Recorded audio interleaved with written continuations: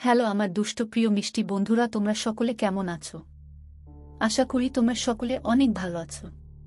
বন্ধু, আজ তোমাদের মাঝে নিয়ে আসলাম নতুন একটি লাগালাগির গল্প।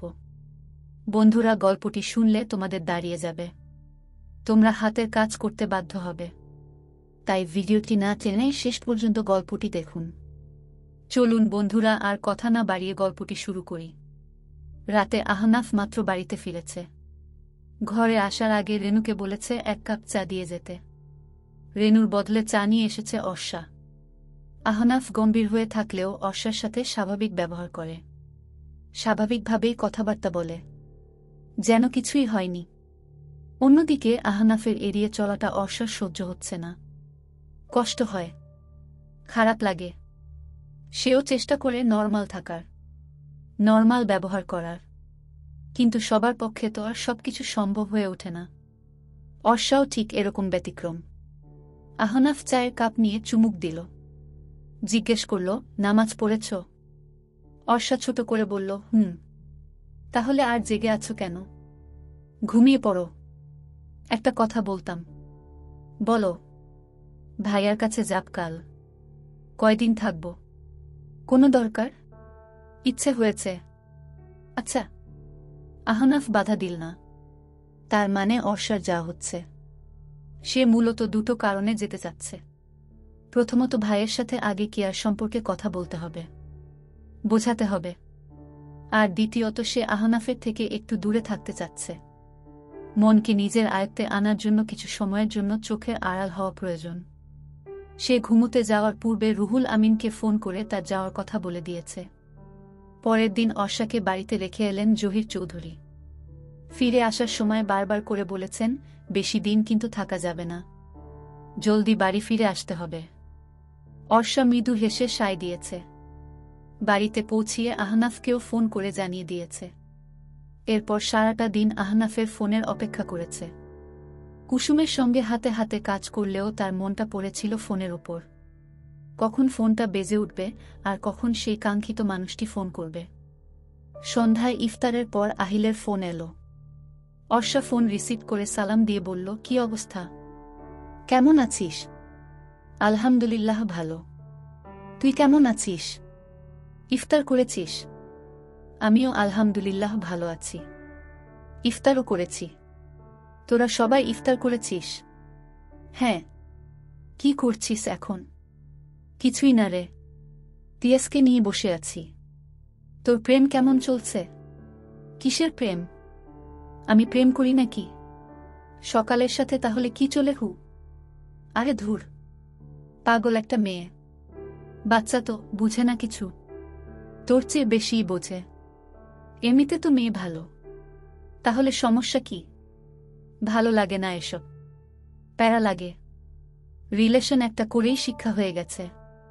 অর্ষা শব্দ করে হেসে বলে, সবাই কি আর একরকম হয় নাকি? তাছাড়া এখন অনেক কিছুই বদলে গেছে। সকালের সাথে তোর কথা হয়? না। প্রথম রোজায় রাতে ফোন দিয়েছিল, আমি কথা বলিনি, কেটে দিছি।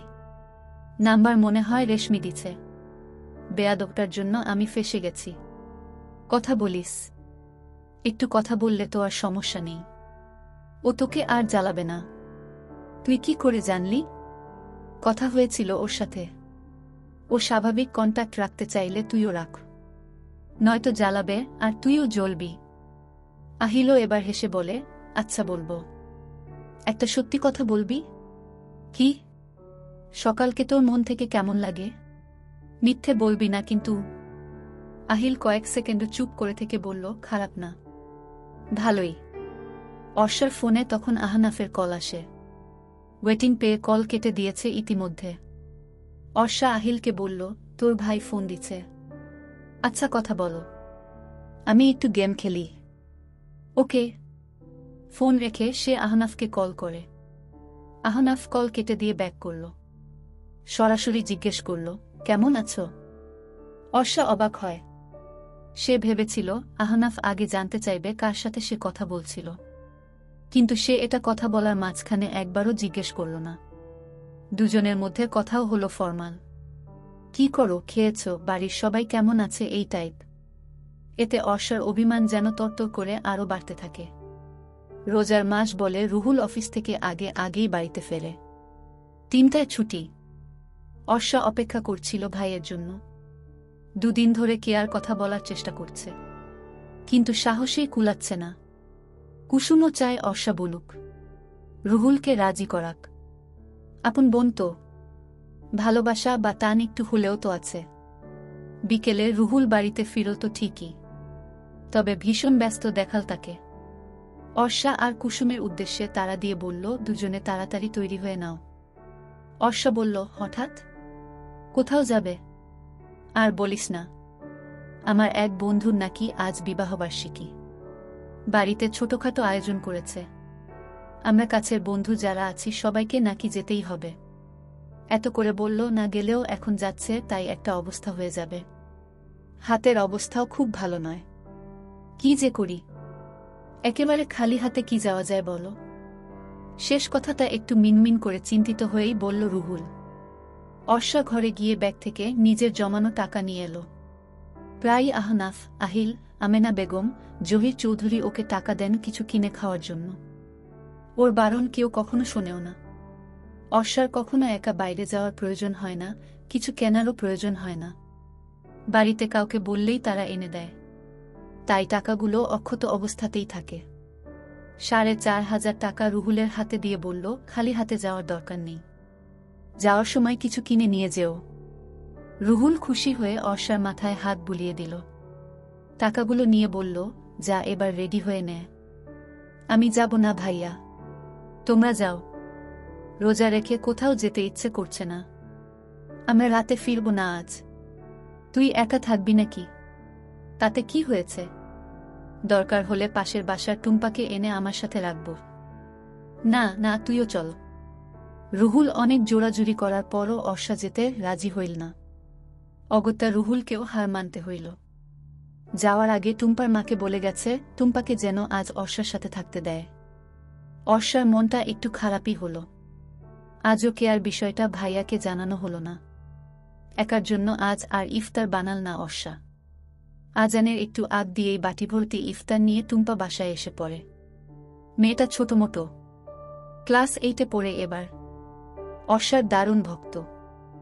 টুম্পা রুমে যেতে যেতে বলল, তুমি তো বাসায় যাবে না, তাই মা ইফতার পাঠিয়ে দিয়েছে। এগুলো আনার কি দরকার ছিল? ঘরে তো ফলমূল, রান্না করা খাবারও ছিল। দরকার ছিলই। তুমি আর আমি একসাথে ইফতার করব। দাঁড়াও, আমি অজু করে আসি আগে। দুজনে একসাথে ইফতার করে, একসাথে নামাজ পড়ে। আহনাফ প্রতিদিন শুধু নিয়ম করে একবার ফোন দেয়, খোঁজ খবর নিয়ে আবার রেখে দেয়। আজ এখনো ফোন করেনি। কখন করবে কে জানে। অর্ষা আর টুম্পা শুয়ে শুয়ে গল্প করছিল। দুজনের গল্প করতে করতে ফের এশার নামাজেরও সময় হয়ে যায়। টুম্পা শুধু এশার আর বিতরের নামাজ পড়ে শুয়ে পড়ে। অর্ষা তারাবির নামাজ পড়ছে। বাইরে তখন প্রচণ্ড বাতাস বইছিল। ঝড় হবে বোধ হয়। টুম্পা উঠে গিয়ে সব জানালাগুলো ভালো করে বন্ধ করে দরজাও ভেতর থেকে লাগিয়ে দিল। মাঝ রাস্তায় যে আহনাফকে বৃষ্টির কবলে পড়তে হবে তাকে জানত। অবশ্য সে এতে রাগ করল না। রহমতের বৃষ্টি, মন প্রাণ জুড়িয়ে যাচ্ছে। সে গাড়ি থামিয়ে জানালা দিয়ে বাইরে হাত বাড়ায়। বৃষ্টির পানি ছুঁয়ে মনে মনে আল্লাহকে বলে, সব ঠিক করে দিও আল্লাহ, মনে একটু প্রশান্তি দাও। অর্ষা এই বাড়িতে আসার পর থেকে বুকটা বড্ড ফাঁকা ফাঁকা লাগছে।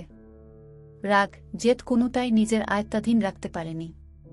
তাই তো সবকিছু তুচ্ছতাচ্ছিল্য করে অর্ষাকে এক পলক দেখার জন্য ছুটে চলে এসেছে। গাড়ি থেকে নেমে বাড়ির ভেতর যেতে যেতেই অনেকটা ভিজে গেছে আহনাফ।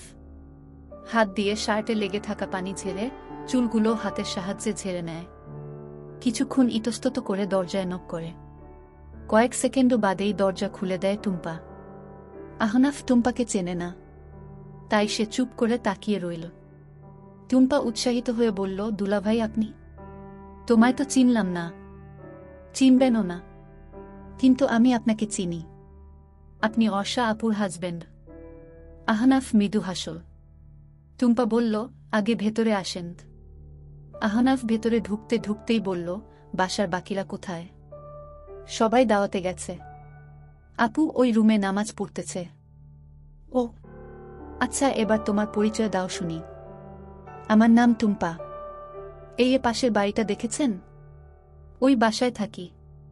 ভাইয়া আর ভাবি তো আজ রাতে ফিরবে না, তাই আমি থাকতে এসেছিলাম। এখন তো আপনি এসে পড়েছেন, আমি চলে যাই। না না, তুমি এই বৃষ্টির মধ্যে কোথায় যাবে? থাকো তুমি, সমস্যা নেই, কিছু হবে না। ছাতা নিয়ে এক দৌড়ে চলে যাব। কোনো দরকার নেই, তুমি থাকো। টুম্পা আহনাফের কথা শুনল না। সে রুমে থাকা ছাতাটি নিয়ে যাওয়ার জন্য উদ্যত হল। আহনাফ বারান্দায় দাঁড়িয়ে থেকে বলল, তুমি যাও, আমি এখানেই দাঁড়িয়ে আছি। টুম্পা হেসে বলল, আপনি অনেক ভালো দুলাভাই।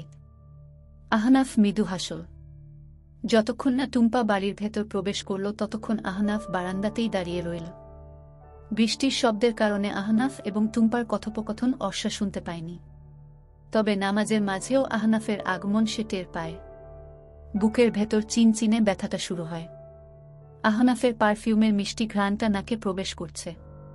ইচ্ছে করছে দৌড়ে গিয়ে একবার জড়িয়ে ধরতে।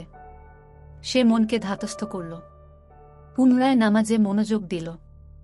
অন্যদিকে অস্থির চিত্তে রুমের মাঝে পায়চারি করছে আহনাফ। অর্ষার নামাজ শেষ হওয়ার অপেক্ষা করছে। অর্ষা যখন নামাজ শেষ করে এলো তখন আহনাফের সবকিছু গুলিয়ে যাচ্ছে। যা বলবে বলে ভেবে এসেছিল সব ভুলে গেছে। জড়িয়ে ধরার আকুল আবেদন মনে প্রাণে জাগ্রত হলেও বাস্তবিকভাবে সেই আবেদন সে রক্ষা করতে পারছে না। এদিকে টানা দুদিন পর আহনাফকে দেখে অর্ষার বুকের ভেতর যেই কালবৈশাখীর ঝড় শুরু হয়েছে সেটা জড়িয়ে না ধরা অবধি থামবে না। তবুও দুজনই দুজনের সামনে নিজেদের স্বাভাবিক রাখার আপ্রাণ চেষ্টা করল। প্রথম কথা অর্ষাই বলল, জিজ্ঞেস করল, হঠাৎ এত রাতে? আহনাফ আমতা আমতা করে বলল, আসলে জরুরি একটা কাজে এদিকে আসতে হয়েছিল। ভাবলাম তোমার সাথে দেখা করে যাই। ও, খেয়েছেন?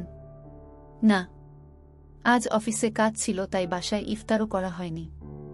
এখন সোজা অফিস থেকে এখানেই এসেছি। জরুরি কাজে এসেছিলেন বললেন একটু আগে। নিজের কথায় নিজেই ধরা পড়ে গেছে আহনাফ। কি বলবে বুঝতে পারছে না। উপস্থিত কোনো বুদ্ধিই এখন মস্তিষ্কে হানা দিচ্ছে না।